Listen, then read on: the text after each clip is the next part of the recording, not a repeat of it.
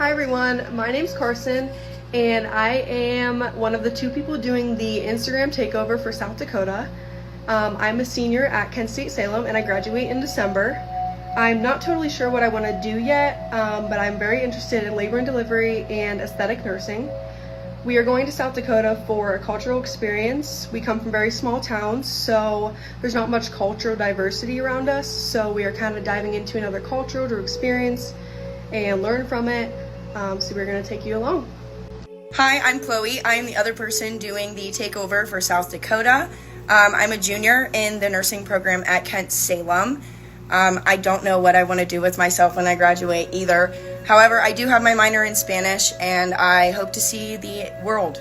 So I'm probably going to get into ER or trauma or something along those lines and travel and put my minor to use. Thank you for tuning in and I hope you enjoy our journey.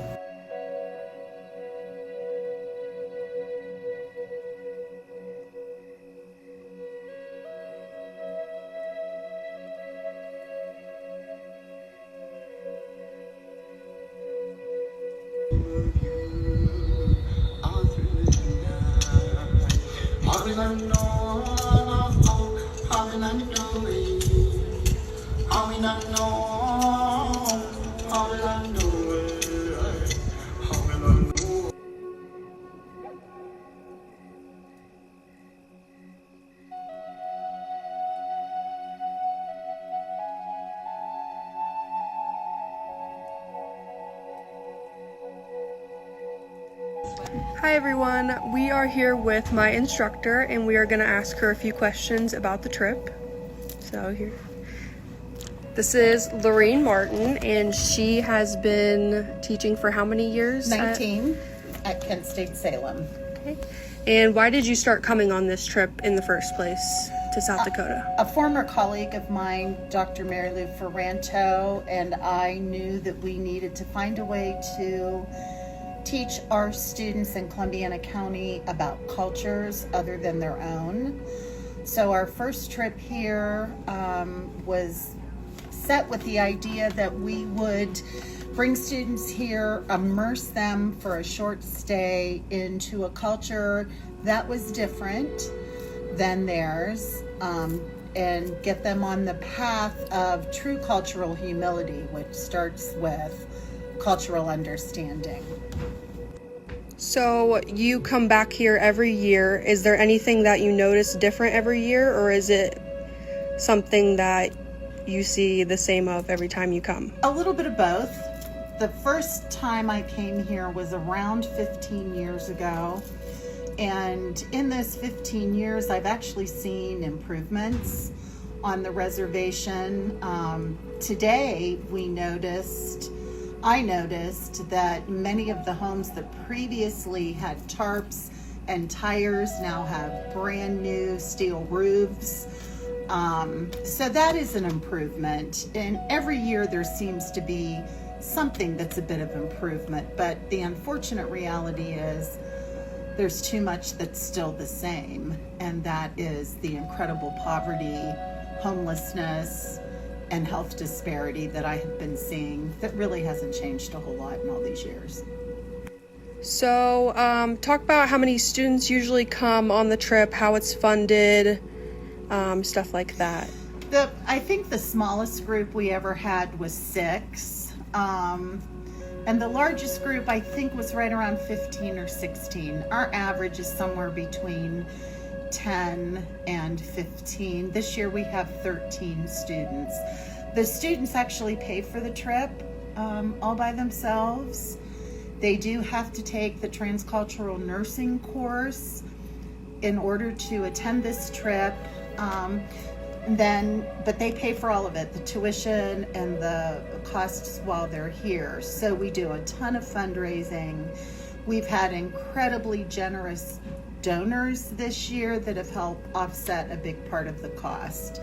And we're going to keep working on building a donor base so more and more students can come. All right, thank you.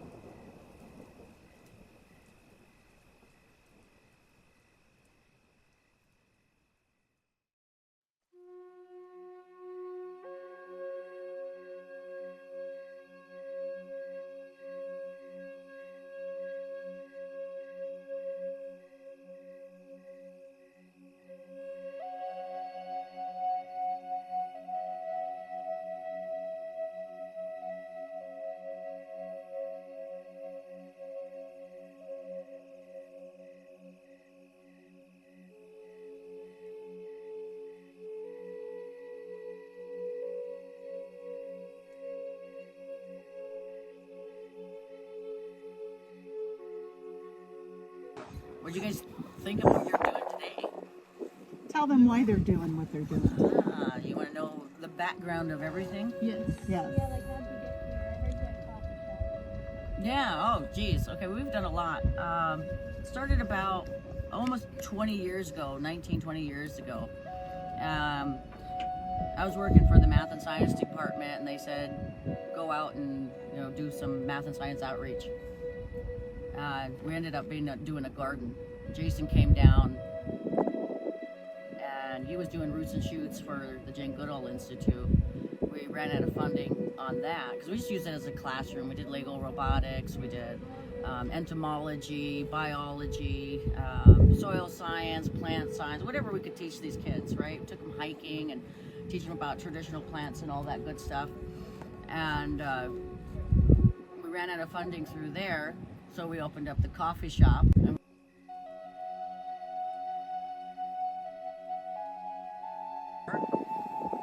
And Agribility provided the funding to make it easier for people to grow their own food. We go in and we build people raised beds, and if they want a small high tunnel, so everything's about between 32 and 36 inches high, so there's no bending. I can tell you my SI joints are blown, my lower back sucks, so even this is too much. You do that repetitively, it's too much. And then I can't walk because it starts going all the way down my legs. So we build the raised beds at least this high, right? And then they're 4 feet wide, so they can harvest from this side, 2 feet, plant, do whatever, and then they can walk around the other side and get that other 2 feet. Are you still making them with barrels? We do the barrel beds, and we've